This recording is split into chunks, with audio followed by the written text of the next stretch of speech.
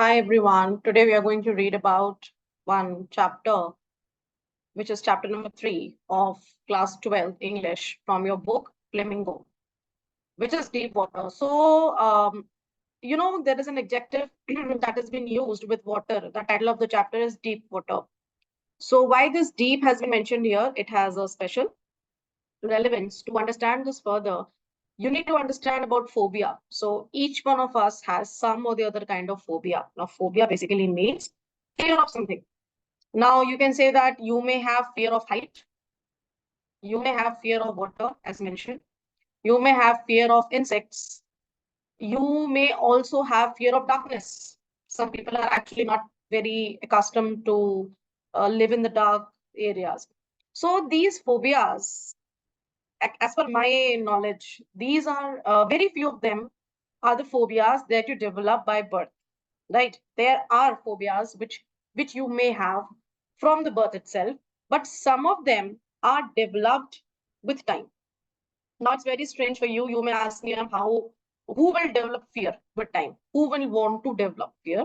So sometimes what happens is that there are some incidents in your life because of which you have to encounter some situations that produces fear in you.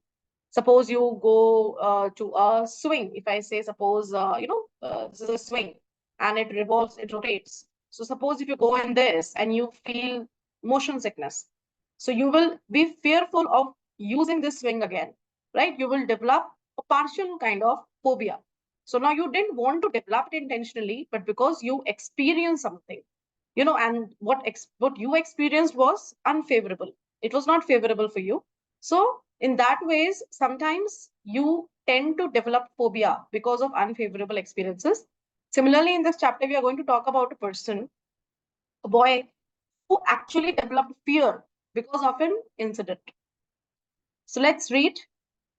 It had happened when I was 10 or 11 years old. So this sentence is being spoken by the narrator, who's a boy.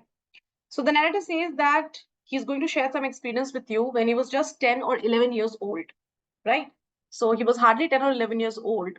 He had decided to learn to swim. So probably swimming was his interest, or it was his passion. So he wanted to learn swimming at the age of 10 or 11. He's not very sure about it. There was a pool at the YMCA in Yakima that offered exactly the opportunity.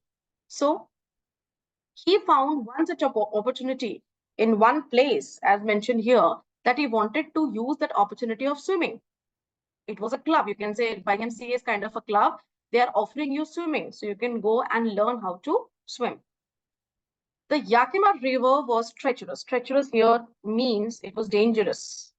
Okay. So now her mother, she always said that this river is very dangerous. Even if you want to learn swimming, do not try swimming in this particular river.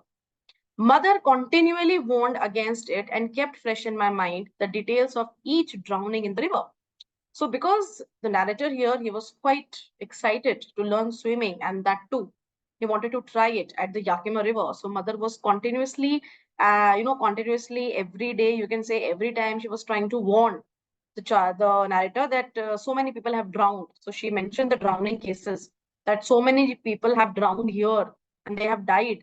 So, don't be the next. But the YMCA pool was safe. It was only 2 or 3 feet deep at the shallow end, and while it was 9 feet deep at the other, the drop was gradual. So you can say probably, like suppose if this is the area and this is your length. Okay, so you can say that this was 3 feet, then the 4, then 5, then 6, then 7, then 8. So this at the shallow end, it was 9 feet. It was 9 feet deep. So he said that this pool at YMCA club association, you can say, he told his mother that the swimming area, the swimming pool here is fine. It also has 3 feet, it also has 4 feet, it also has 5 feet, and then it has 9. So ऐसा नहीं होगा कि वो सीधा यहाँ पे चला जाएगा. He will start learning swimming at these levels gradually. पहले वो थर्ड पे सीखेगा, फोर्थ पे सीखेगा, फिफ्थ पे, and then he will go to the shallow end. Shallow end मतलब जो सबसे ज्यादा गहरा एंड है यहाँ पे. I got a pair of water wings. तो वाटर विंग से आप ये समझ सकते हो कि आपको फ्लोट करने में हेल्प करता है. है ना, जैसे फिश होती है तो फिश का जो एक, जैसे मैं आपको ड्रायग्रामेटिकल रिप्रेजेंटेशन दे सकती हूँ, तो फिश के जो ये पोर्शंस होते हैं, it helps the fish to swim in a better position. ऐसे ही वाटर विंग्स उसने खरीद लिए और वो पूल चला गया। I hated to walk, just a description of the Yakima river, naked into it and show my skinny legs, but I subdued my pride and did it. Subdued my pride का मतलब उसने अपने pride के बारे में ना सोच के कुछ काम करा। जैसे he was not comfortable in doing something. अब वो नेकेड पूल में नहीं जाना चाहिए, नहीं जाना चाहता था। वो चाहता था कि मैं पूरे कपड़े पहन के चला जाऊं। और जब भी आप कभी पूल में जाते हो तो आपको या तो स्विमिंग कॉस्ट्यूम पहनने होते हैं, and for boys it is like you can wear shorts and then directly go into the pool, but you can not have some heavy clothes और complete clothes, wear it on your skin and then go inside the water. But उसने अपने pride को side में रख के, subdued my pride मतलब अपने pride के बारे में ना सोचकर वो उस पानी में चला गया। From the beginning, however, I had an aversion to the water. Aversion का मतलब यहाँ पे फिर से होता है fear. तो वो कह रहा है कि शुरुआत से ही, मतलब अभी तो ये पूल में है YMCA के, ठीक है, यहाँ पे पहुंचा है ये YMCA के पूल में गया है, लेकिन इससे पहले का वो एक इंसिडेंट बता रहा है। फ्रॉम द बिगनिंग मतलब बचपन से ही उसको पानी से डर लगता था। क्यों लगता था? This started when I was 3 or 4 year old। अभी वो बात कर रहा है 10 या 11 ईयर की। अब यहाँ पे जो एक्सपीरियंस वो शेयर कर रहा है वो 3 to 4 years ऑफ एज में, तब जब वो बहुत छोटा था। His father took me to the beach in California. He and I stood together in the surf. I hung on to him, yet the waves knocked me down. Knock का मतलब होता है गिराना, है ना, forcefully गिरना, and swept over me. I was buried in water. My breath was gone. I was frightened. Father laughed, but there was terror in my heart at the overpowering force of the wave. तो आप ऐसे समझ सकते हो कि जब भी आप कभी बीच पे गए होगे, तो टाइड्स जो होती हैं, मतलब वहां वेव्स जो होती हैं, उनका फ्लो ग्रेजुअली होता है। जैसे वो पहले एक वेव आएगी, फिर दूसरी आएगी। कभी कभी वेव्स बहुत ज्यादा फोर्सफुली आती हैं और वो आपको भिगा भी सकती हैं, गिरा सकती है। तो एक ऐसा ही इंसिडेंट नरेटर के साथ हुआ जब वो 3 या 4 ईयर्स का था। वो अपने फादर के साथ एक कैलिफोर्निया के बीच में गया था, और जब वो वहां खड़ा हुआ था, अचानक से एक वेव आई, उसने उसको बिल्कुल डुबो दिया और वो गिर गया, और वो इतनी बुरी तरीके से उस पानी के अंदर गया कि फॉर अ वाइल, कुछ टाइम के लिए वो ब्रेथलेस हो गया, उसकी सांस भी नहीं आ रही थी। तो आप समझ सकते हो कि अब कोई बड़ा पर्सन हो और वो इस चीज को फेस करता, तो वो अपने आप को हैंडल करना जानता। अगर कोई 40 50 ईयर का या 30 ईयर का पर्सन भी हो, वो उस स्विमिंग पूल में उस बीच पर जाए, तो वो खुद को इस इंसिडेंट से बचा सकता है या बैलेंस कर सकता है। बट क्योंकि नरेटर उस टाइम सिर्फ 3 4 ईयर्स का था, तो वो इस इंसिडेंट से बहुत ज्यादा घबरा गया, क्योंकि एकदम पानी के अंदर होना और कुछ नहीं दिख रहा, क्योंकि वहां पे सैंड और मड होती है, तो उसका विजन जो था वो बहुत ज्यादा कम तरीके से विजन था उसको, तो वो बहुत ज्यादा इस इंसिडेंट से डर गया, जबकि उसके फादर के लिए बहुत नई चीज थी। My introduction to YMCA swimming pool revived unpleasant memories. Revived मतलब दोबारा से याद आना। Remember something again. Re मतलब दोबारा, रिमेम्बर समथिंग। अब जब वो स्कूल में आता है तो नरेटर क्या कहना चाह रहा है कि स्कूल में आते ही मेरी वो वाली मेमोरीज एकदम से रिफ्रेश हो गई, और वो बहुत अनप्लेजेंट मेमोरी है उसके लिए, अच्छी मेमोरी नहीं है, अनप्लेजेंट मतलब bad memories. And stirred childish fear, stirred मतलब पैदा कर दिया, क्रिएट कर दिया। वो जो बचपन का डर था वो दोबारा से उसने पैदा कर दिया।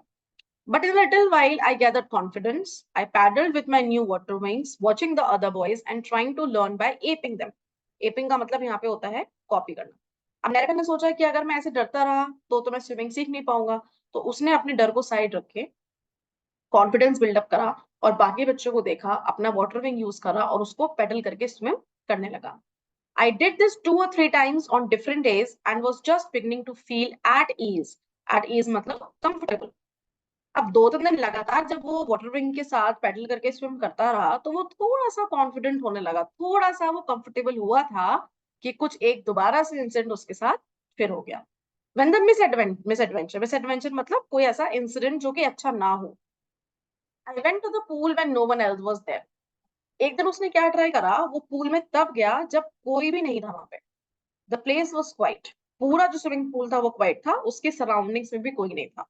The water was still and the tiled bottom was as white as clean as a bathtub. मतलब जो पानी था उसके अंदर वो बहुत ज्यादा क्लीन था। I was timid. Timid मतलब यहाँ पे क्या होता है? When you are a coward, you can say, मतलब डरपोक। I was timid about going in alone, so I sat on the side of the pool to wait for others. वो कह रहा है इनिशियली तो वो पूल में जाने से डर रहा था, वो टिमिड था, घबराया हुआ था कि अगर मैं अकेला चला गया तो कोई प्रॉब्लम तो नहीं हो जाएगी, क्योंकि नो मैटर कि वो स्विमिंग सीख रहा है, उसको थोड़ा सा एक्सपीरियंस हो गया है, लेकिन क्योंकि 3 से 4 साल के एज में उसके साथ कुछ ऐसा हुआ था जिसकी वजह से उसका कॉन्फिडेंस बिल्कुल लूज हो गया, तो वो थोड़ा सा हेजिटेट कर रहा। तो वो वेट करता है पूल के साइड में बैठ के कि कोई आएगा तो मैं उनके साथ पूल में चला जाऊंगा। I had not been there long when in came a big bruiser of a boy. Bruiser का मतलब यहाँ पे होता है somebody who is bad, बदतमीज, है ना, जो बदतमीज होता है। तो बहुत टाइम नहीं हुआ था कि एक बड़ा सा लड़का आया, उसकी एज 18 years थी। He had thick hair on his chest. He was a beautiful physical specimen with legs and arms that showed rippling muscles. He yelled, "Hi, skinny. How would you like to be done?" Duck का मतलब यहाँ पे है drowned। अब यहाँ पे ना physical characteristics बताई गई है कि जो एक बिग बॉय आया था, पहली बात तो उसको ब्रूजर बोला गया है, मतलब he was very bad. Second दिया हुआ है physical specimen with legs and arm that showed rippling muscles. Rippling muscles मतलब वेल बिल्ट बॉडी, मतलब जिम का था, जिम जाता हुआ था, वेल बिल्ट बॉडी, उसकी बॉडी बहुत अच्छी थी।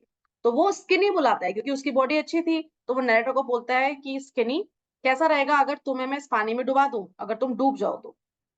और इतना बोलते ही with that he picked me up and tossed me into the deep end. I landed in a sitting position, swallowed water and went at once to the bottom. अब फिर से उसने क्या करा, उस बॉय ने नरेटर को पानी में फेंक दिया, और फेंका ऐसे कि उठा के एज इट इज डाल दिया। तो वो बैठते हुए पोजीशन में पानी के अंदर गया, और उसने एकदम से, क्योंकि वो एक्सपेक्टेड नहीं था, उसने सारा पानी जो था स्वेलो कर लिया, और वो एकदम से नीचे की तरफ जाने लगा। I was frightened, very natural, कोई भी डरेगा, but not yet frightened out of my wits. Wits का मतलब होता है स्मार्टनेस, मतलब उसको डर था, लेकिन कहीं ना कहीं वो अपना दिमाग यूज कर पा रहा था, क्योंकि इतने दिन से वो स्विमिंग कर रहा था, तो उसको इतना पता था कि चलो उसने मुझे फेंक भी दिया अगर, पर मैं अपना दिमाग अभी भी यूज कर सकता हूँ, मैं स्विमिंग की कुछ ट्रिक्स अभी भी यूज कर सकता हूँ। On the way down I plan, अब देखो ये विट्स का यहाँ पर रिलेशनशिप प्लान से है कि मतलब वो अपना दिमाग चला रहा था, उसने कुछ प्लानिंग करी। अब क्या प्लानिंग करी? When my feet hit the bottom, I would make a big jump, come to the surface, lie flat on it, and pedal to the edge of the pool.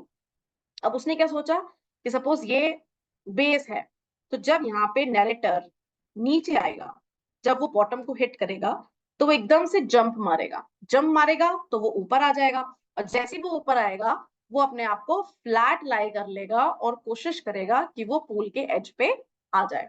लेकिन अब यहाँ पे एक सबसे बड़ा चैलेंज नैरेटर के लिए क्या है कि क्या वो फ्लैट लाई करके स्विम कर सकता है, क्या वो वहां से स्विम करके आ पाएगा, क्योंकि वो तो स्विमिंग अभी सीख रहा था, he was in the process of learning how to swim. तो वो कैसे वहां पे एंड तक आ जाएगा? हाँ, ये एक बार को हो सकता है कि वो बेस से ऊपर आ जाए, जब वो जंप करेगा तो हो सकता है वो ऊपर आ जाए, लेकिन इस पूल के एज तक वो कैसे आएगा, क्योंकि उसके लिए उसको स्विमिंग करनी है। और ये वाला प्रोसेस जो है, जो ग्राउंड से ऊपर आने का है, वो भी पॉसिबल नहीं है। वो we will read in the coming paragraph. It seemed a long way down. Those 9 feet were more than 90. अब ये जो 9 feet है, आप समझ सकते हो, जैसे मैंने आपको भी डायग्रामेटिकली समझाया था कि ये 3 feet था, ये 4 feet था, अब ये 9 feet है, ये सीधा यहाँ पे आके गिरा। अब ये कह रहा है जो ये डिस्टेंस था यहाँ से, वो ऐसा लग रहा था जैसे 90 feet का हो, बहुत ज्यादा डिस्टेंस फील हो रहा था। And before I touched bottom my lungs were ready to burst. अब भाई उसने इतना पानी सोलो कर लिया था कि उसकी लंग्स जो थी वो फटने वाली थी, वो सांस नहीं ले पा रहा था। But when my feet hit bottom, I summoned. Summoned मतलब इकट्ठा करना, collect. I summoned all my strength and made what I thought was a great spring upwards. I imagined I would bob to the surface like a cork. अब आपको यहाँ पे एक चीज समझने की जरूरत है कि नरेटर के दिमाग में था, उसने प्लान करा था कि जब वो इस बेस में जाएगा तो वो एकदम से जंप करेगा। अब जब जंप करेगा तो उसने सोचा था कि जैसे एक बैडमिंटन का कॉर्क होता है ना, इतना हल्का उसका वेट होगा और वो तुरंत ऊपर फ्लोर पे आ जाएगा, मतलब बेस पे आ जाएगा। लेकिन इन रियल क्या हुआ? आई केम अप स्लोली, क्योंकि उसका वेट इतना कम नहीं था कॉर्क का। अगर आप फिजिक्स के टर्म्स में भी देखो, तो पानी में जो चीज वेट की होती है वो ड्राउन होती है, जो हल्की होती है वो फ्लोट करती है। तो अगर आप कॉर्क को और बॉय को देखो, तो बॉय इतनी आसानी से ऊपर नहीं आ सकता क्योंकि उसका वेट ज्यादा है, तो वो पानी के अंदर जाएगा, उसको ज्यादा एफर्ट लगाना पड़ेगा ऊपर आने के लिए। या फिर जब वो बिल्कुल अपनी नाक और मुंह बंद कर दे, जहां बिल्कुल एयर ना जाए, उस केस में भी वो ऊपर जल्दी आ सकता है, but not as fast as a cork. और कॉर्क तो अंदर वैसे भी नहीं जाएगी ज्यादा, वो फ्लोट ही करेगी। तो उसको लगा था मैं एकदम कॉर्क की तरह ऊपर आ जाऊंगा, लेकिन इन रियली नहीं हुआ। Instead, I came up slowly. I opened my eyes and I saw nothing but water that had a dirty yellow tinge to it. अब यहाँ पे एक चीज समझने की जरूरत है, ये येलो टिंज क्या है। तो ज्यादातर क्या करते हैं, पानी को प्योर करने के लिए पानी में क्लोरीन डाला जाता है। तो क्लोरीन जो होता है वो पानी को थोड़ा सा येलोइश बनाता है। तो ये बोलता है नरेटर, जब वो ऊपर आ रहा होता है तो उसको कुछ नहीं दिखता, सिर्फ येलो येलो पानी दिख रहा होता है, हल्का शेड ऑफ येलो, बहुत ज्यादा डार्क नहीं, सनफ्लावर वाला येलो नहीं, बट बहुत light shade of yellow. I grew panicky. अब उसके लिए कोई ऑप्शन नहीं था, बट अब वो डर गया। He was scared. I reached up as to grab a rope and my hands clutched only at water. अब वो ऊपर तो ऐसे आया था जैसे उसको कोई सॉलिड चीज मिलेगी तो वो उसको पकड़ के उठने की कोशिश करेगा, बट जितना ऊपर वो आ रहा था उसको सिर्फ क्या दिख रहा था, वाटर, सिर्फ पानी और पानी। I was suffocating. अब इस पॉइंट पे वो सफोकेट कर रहा था। I tried to yell, but no sound came out. Then my eyes and nose came out of the water, but not my mouth. तो उसने जब बहुत ट्राई करा तो वो चीख भी नहीं पा रहा था, क्योंकि पानी के अंदर कोई आवाज नहीं आ सकती। तो उसकी आंखें और नाक, मतलब यहाँ तक तो वो पानी के ऊपर था, लेकिन उसका माउथ जो था अभी भी पानी के अंदर था। I flailed at the surface of the water, swallowed and choked. अब फ्लेड मतलब कुछ टाइम के लिए वो फ्लोट करा, कुछ टाइम के लिए वो वहां रहा, और फिर से उसने पानी सोलो करा और फिर से वो अंदर जाने लगा। I tried to bring my legs up, but they hung as dead weights, paralyzed and rigid. जैसे कि मैंने आपको बताया, वो अपने पैरों को ऊपर उठाना चाह रहा था, बट वो इतने भारी हो रहे थे। आप जब कभी वाटर में होगे तो आपको खुद फील होगा कि आपकी बॉडी में वेट है। A great force was pulling me under. I screamed, but only the water heard me. अब उसको बार बार ग्रेविटी की वजह से लग रहा था कि वो नीचे आता जा रहा है, उससे कोई पुल कर रहा है, कोई फोर्स है जो ऐसा पुल कर रहा है। वो काफी चीख रहा था, लेकिन उसकी चीखें कौन सुन पा रहा था, सिर्फ पानी, कोई और नहीं सुन पा रहा था। I had started on the long journey back to the bottom of the pool. अब जो उसने पूरी journey bottom of the pool से शुरू करी थी, वो दोबारा से उसको करनी पड़ रही थी। I struck at the water as I went down, expending my strength as one in nightmare fight an irresistible force. अब वो उसको एक नाइटमेयर कह रहा है कि उसके लिए कोई नाइटमेयर मतलब भयानक सपने जैसा था कि वो एक इररेजिस्टिबल फोर्स से लड़ रहा है, राइट। वो फंस चुका था उसके अंदर, ऐसा लग रहा था जैसे एक ऐसी फोर्स जिसको कंट्रोल नहीं करा सकता, उस फोर्स से वो लड़ रहा है। I had lost all my breath, my lungs ached, my head throbbed, I was getting dizzy, but I remembered the strategy. I would spring from the bottom of the pool and come like a cork to the surface. I would lie flat on the water, strike out with my arms, and thrash with my legs. Then I would get to the edge of the pool and be safe. अब वो कह रहा है कि उसने इतने effort कर लिए थे, और इतने एफर्ट के बाद कहीं ना कहीं आपकी बॉडी थोड़ा तो गिव अप करेगी, है ना। जब आप पानी में इतनी मेहनत कर रहे हो तो उसके लंग्स में पानी इतना भर गया था कि उसके लंग्स में पेन हो रहा था, उसको सर में बहुत ज्यादा भारीपन लग रहा था, वो डिजी फील करने लगा था। लेकिन उसको एक स्ट्रैटेजी पता थी, और स्ट्रैटेजी यही थी कि भाई जैसे ही आप बॉटम पे जाओ अपने आप को हिट करो, और हिट करते ही आप फ्लैट पानी में फ्लैट हो जाओ, और फिर अपने आप को स्विम करके पहुंचो। तो अभी भी वो इस उम्मीद में था कि मैं ऐसा करके सेफ हो जाऊंगा। I went down endlessly. I opened my eyes, nothing but water with a yellow glow, dark water that one could not see through.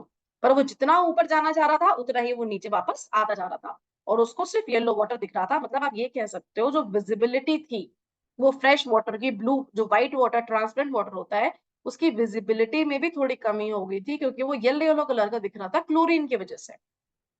And then sheer stark terror seized me. Seize का मतलब होता है capture कर लेना एक तरीके से, मतलब उसे जकड़ लिया एक डर ने।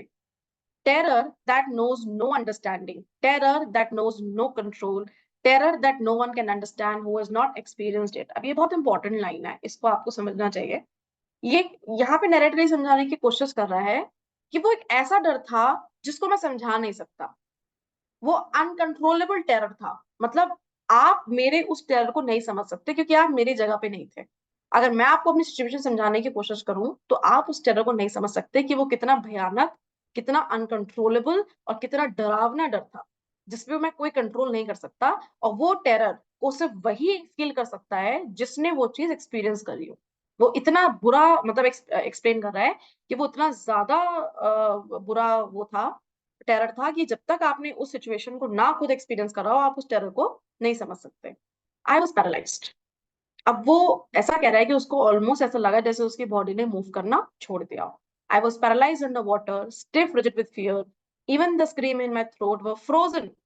फ्रोजन मतलब अब कहीं ना कहीं वो थोड़ा सा गिव अप कर रहा है, उसकी बॉडी गिव अप कर रही है, मतलब मेंटली वो गिव अप नहीं करना चाह रहा, बट फिजिकली उसकी बॉडी अब उसको उतना सपोर्ट नहीं कर रही है। अभी तो वो गले से आवाज निकालने की कोशिश कर भी रहा था, बट अब वो भी जम गई, मतलब वो भी अब नहीं बोल पा रहा। Only my heart and the pounding in my head said I was still alive. मतलब उसका हार्ट और हेड, ये दो ऐसी चीजें थी जो अब रिस्पॉन्ड कर पा रही थी। बाकी चीजों के लिए उसको ऐसा कुछ भी नहीं लग रहा था। उसकी पूरी बॉडी पैरालाइज हो चुकी थी, बस दिमाग और दिल थोड़ा सा रिस्पॉन्ड कर रहे थे, जिसकी वजह से उसको लग रहा था कि अभी भी वो जिंदा है, वरना वो बिल्कुल मरने की कंडीशन में आ चुका था। And then in the midst, midst का मतलब होता है middle of, and then in the midst of the terror came a touch of reason. I must remember to jump when I hit the bottom. At last, I felt the tiles under me. My toes reached out as if to grab them. I jumped with everything I had. फिर उसने वही चीज कोशिश करी, ऊपर jump करने की कोशिश करी बेस लेवल से. But the jump made no difference. The water was still around me. I looked for rope, ladder, water wings. Nothing but water. A mass of yellow water held me. Stark terror took an even deeper hold on me. अब आपको सोचो, वो कह रहा है कि मैं जितनी बार ऊपर आने की कोशिश कर रहा था, मुझे कुछ नहीं दिखाई दे रहा था और मेरे सारे एफर्ट्स वेस्ट थे। ना वहाँ रोप थी, ना वहाँ लेडर था, ना मेरे पास वाटर विंग्स थे उस दिन। और जितनी बार ये सब चीजें मेरे साथ हो रही थी, उतनी बार वो जो डर था वो मुझे और जकड़ रहा था, like a charge of electricity.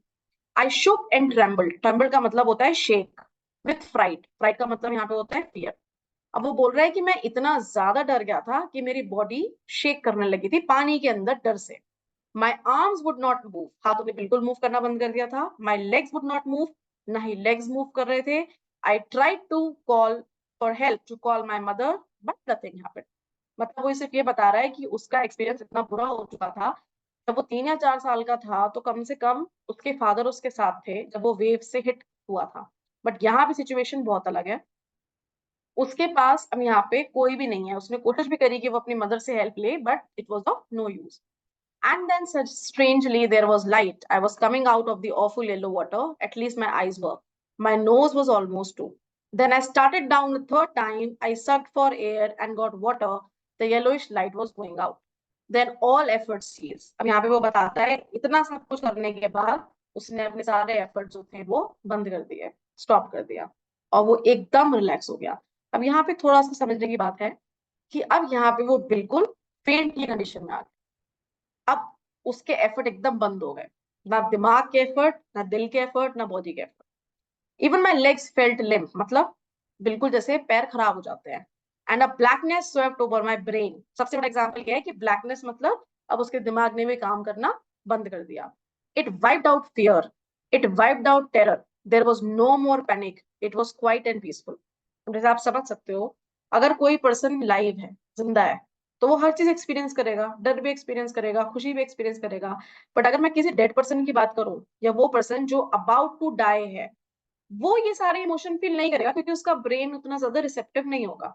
तो यहाँ पे जो मतलब है कि टेरर निकल गया, डर निकल गया, कोई पैनिक नहीं था, उसका मतलब ये नहीं है कि एक्चुअल में उसके अंदर से निकल गया, बट उसकी बॉडी ने उसको रिस्पॉन्ड करना बंद कर दिया, क्योंकि अब वो बिल्कुल ऐसा फील कर रहा था जैसे अब वो मरने वाला है।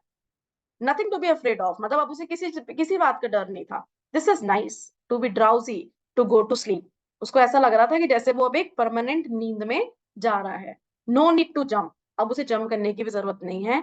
Too tired to jump, it's nice to be carried gently, to float along in space, tender arms, space, tender arms around me, tender arms like mothers. Now I must go to sleep.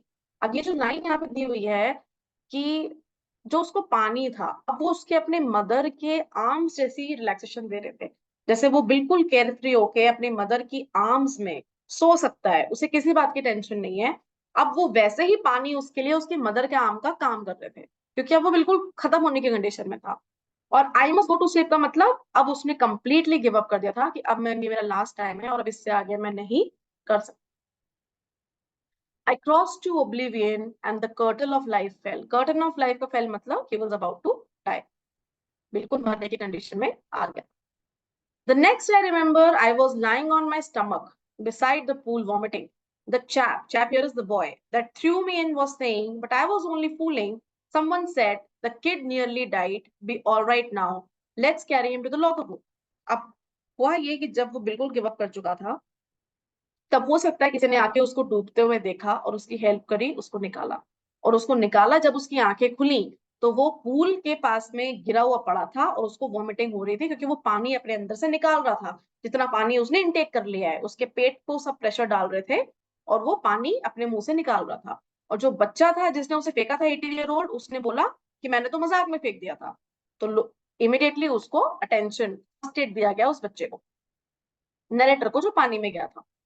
Several hours later, I walked home. अब कुछ time के बाद, जब medical help के बाद उसको सही लगने लगा, उसे घर भेज दिया गया।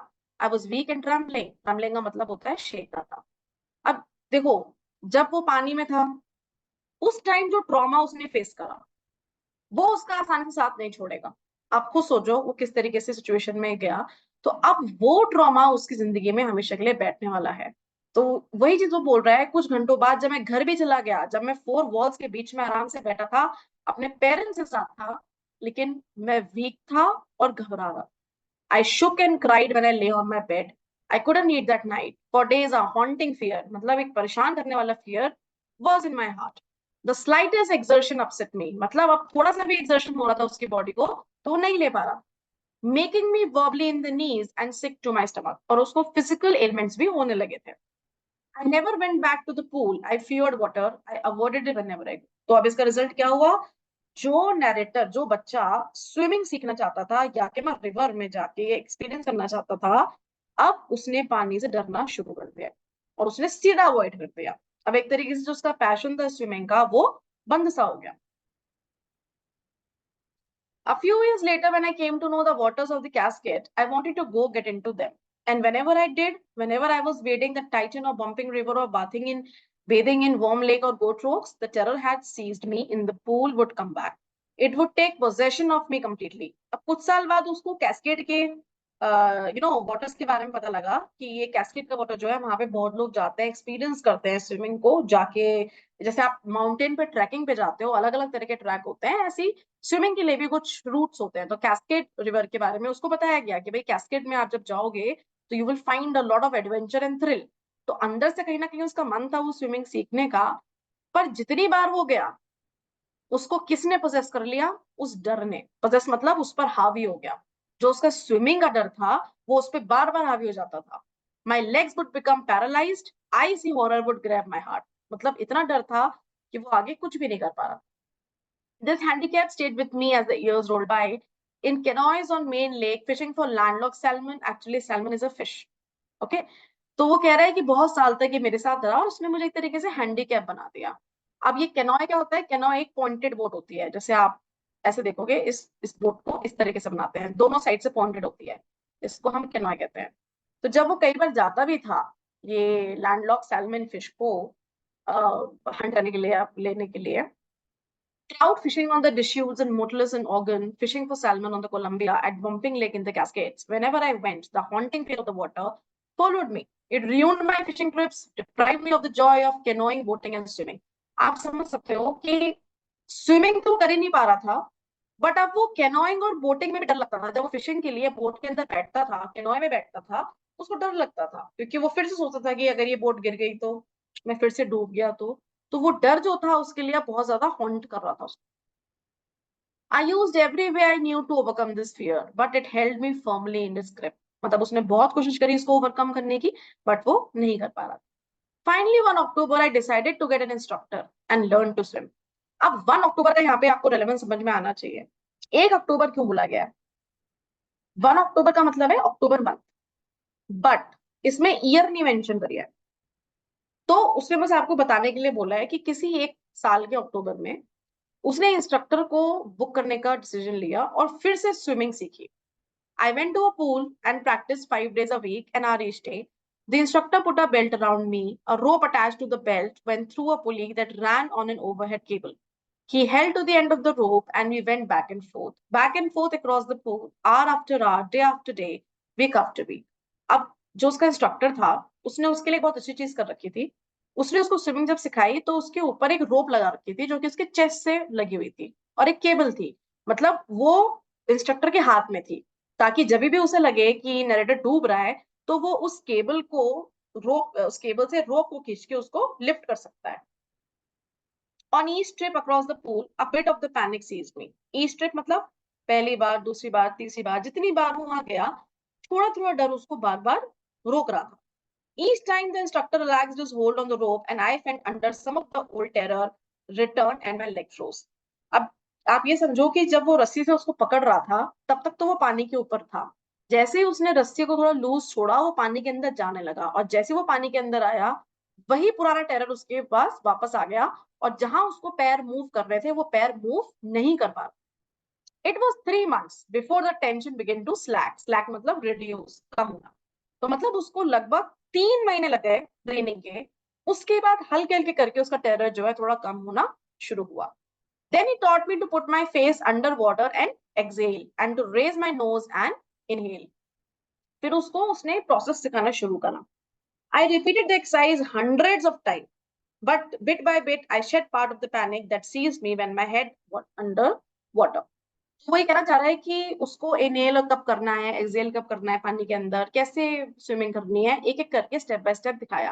पहले उसको फ्लोट करना सिखाया, फिर उसको ये बताया कि पानी में जाने से पहले आपको इनहेल करना है, बहुत अच्छा, काफी ज्यादा एयर लेनी है, और उसके बाद आपको एक्सहेल करना है, और कैसे आप अपनी नोज को रेज कर सकते हो, कैसे अपनी बॉडी को थोड़ा सा अपलिफ्ट कर सकते हो.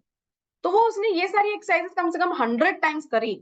उसके बाद जाके कहीं ना कहीं शेड का मतलब होता है गिराना, वो अपने डर को थोड़ा सा निकाल पाया.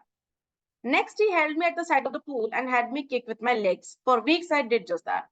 At first, my legs refused to work, but they gradually relaxed, and finally, I could command them. अब यहाँ पे कमांड टाइम का क्या मतलब है? अभी तो जो ये फ्लोट था, इनहेल था, एक्सहेल था, ये मोस्टली आर्म मूवमेंट्स थे या अपर बॉडी मूवमेंट्स थे. अब उसका ट्रेनर जो था, उसको लोअर बॉडी मूवमेंट्स में ट्रेन करना चाहता था. लोअर बॉडी मतलब उसके जो लेग्स थे. अब वो बार बार ये बोल रहा है कि मेरे लेग्स जो थे वो फ्रीज हो गए थे, मतलब वो नहीं कर पाते थे. तो उसके लिए भी उसको बहुत टाइम लगा कि वो अपने लेग्स को कमांड दे पाए और उसके लेग्स जो है प्रॉपरली काम कर पाए. बस piece by piece he built a swimmer. ही यहाँ पे क्या है, आपका ट्रेनर. तो मतलब थोड़ा थोड़ा करके ट्रेनर ने नरेटर को स्विमर बना दिया. And when he had perfected each piece, he put them together into an integrated whole. In April, he said, "Now you can swim." तो by the end of April उसने छोटे छोटे part, जैसे मैंने आपको बताया, पहले उसने फ्लोट करना सिखाया, फिर इनहेल एक्सहेल करना सिखाया, फिर side kick types of swimming भी होते हैं ना, आप किस तरह के स्विम करते हो वो सिखाया, फिर लेग्स को कैसे यूज कर रहा है वो बताया, कैसे नोज को रेस करना है वो बताया. तो ये सारे पीसेस हैं. एक एक पीस करके उसने उसको पूरा कंप्लीट करके बोल दिया अप्रैल में कि अब आप स्विमिंग की सारी चीजें सीख चुके हो. I but I was not finished. I still wondered if I would be terror stricken when I was alone in the pool. अब जब इंस्ट्रक्टर ने उसके बोल दिया, ट्रेनर ने बोल दिया कि आपने स्विमिंग सीख ली है, तो ट्रेनर ने बोला बस मेरा काम खत्म. लेकिन यहाँ पे किसका काम खत्म नहीं हुआ था? नरेटर का. क्योंकि उसका main intent of course swimming सीखना तो था ही, लेकिन स्विमिंग सीखने का डर भी निकालना था. मतलब अभी तो वो इंस्ट्रक्टर के साथ पूल में था, लोगों के साथ पूल में था, लेकिन नरेटर ये श्योर नहीं था कि अगर फिर से वो वो अकेले जाए किसी भी रिवर में या किसी भी पूल में, तो क्या वो उस फियर को बचा पाएगा, क्योंकि वही इंसिडेंट ने उसको फियर पैदा किया था.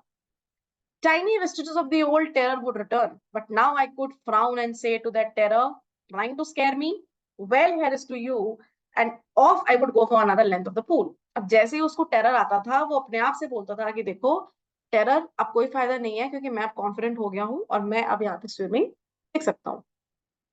This went on until July, but I was still not satisfied. I was not sure that all the terror had left. So I went to Lake Wentworth in New Hampshire, died off a dock and Triggs Island, and swam 2 miles across the lake to Stampeck Island. I swam the crawl, breaststroke, side stroke, and backstroke.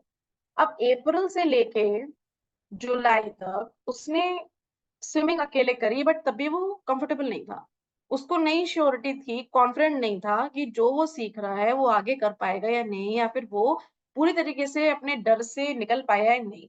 तो इस बार उसने एक lake choose करा कि मैं एक lake में जाके स्विम करता हूँ, और उसने ये सारे स्ट्रोक भी ट्राई करे, ब्रेस्ट स्ट्रोक, साइड स्ट्रोक, और ही swam across the crawl.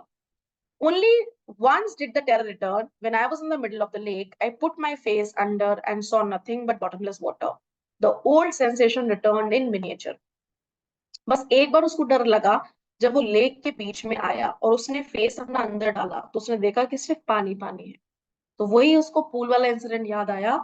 और ओल्ड सेंसेशन मतलब ओल्ड, जो पुराना डर था वो मिनिएचर, मिनिएचर का मतलब यहाँ पे है छोटी फॉर्म में, मतलब बहुत ज्यादा नहीं डरा था बट छोटी फॉर्म में उसके दिमाग में फिर से आ गया। But now he was confident, so he laughed and said, well mister terror, what do you think you can do to me? It fled and I swam. तो बस एक कुछ सेकंड्स का, कुछ माइक्रो सेकंड्स का वो डर था, उसके बाद वो आगे बढ़ गया। Yes, I had residual doubts. At my first opportunity, I hurried west, went up to Tearton to Conrad Meadows, up the Conrad Tree Trail to Mead Glacier, and camped in the high meadow by the side of Worm Lake. The next morning, I stripped, dived into the lake, and swam across to the other shore, and back just as Duke Coburn used to do.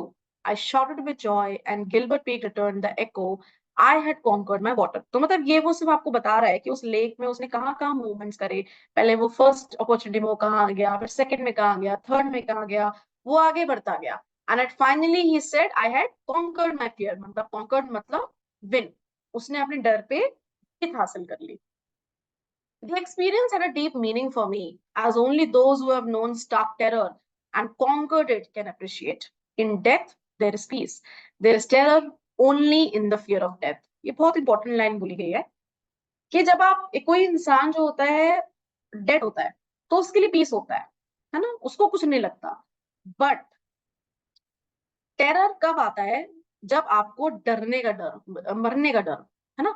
जब आप मर जाते हो तब तो कुछ नहीं होता, लेकिन जब आपको पता होता है कि आप मरने वाले हो, उस टाइम पे जो एक टेरर आपकी बॉडी एक्सपीरियंस करती है या आप जो एनकाउंटर करते हो ना, वो बहुत ही स्पेशल होता है।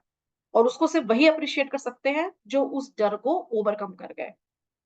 Roosevelt knew when he said, all we have to fear is fear itself. मतलब रूजवेल्ट का कहना ये था कि सबसे ज्यादा चिंता आपको ये होनी चाहिए कि आपको डर लगता है। आपको उस डर को ही हराना सबसे बड़ी प्रॉब्लम है आज के टाइम में। तो अगर आपका डर है तो आप उसी से डरो कि भाई उस डर को मुझे कैसे निकालना है। Because I had experienced both the sensation of dying and the terror that fear of it can produce, the will to live somehow grew in intensity. अब क्योंकि उसने एक ऐसा एक्सपीरियंस ले लिया जहां वो बिल्कुल ऑलमोस्ट मरने वाला था, तो जो उसकी जीने की विल थी वो मल्टीप्लाई हो गई। अब उसको जब जिंदगी गिफ्ट में मिली तो वो उसको और चेरिश करना चाहता था। और वो सारे लोग जो मरते मरते बचे हैं, वही लाइफ की वैल्यू को समझ सकते हैं और वही उस लाइफ को आगे चेरिश करते हैं। At last, I felt released, free to walk the trails and climb the peaks and to brush aside fear. तो मतलब यहाँ पे वो फ्री फ्रॉम टेरर है, ठीक है ना। फ्री तो वो हमेशा से था, इंडिपेंडेंट वो हमेशा था, वो कहीं भी जाके स्विम कर सकता था, कोई भी ट्रैक यूज कर सकता था।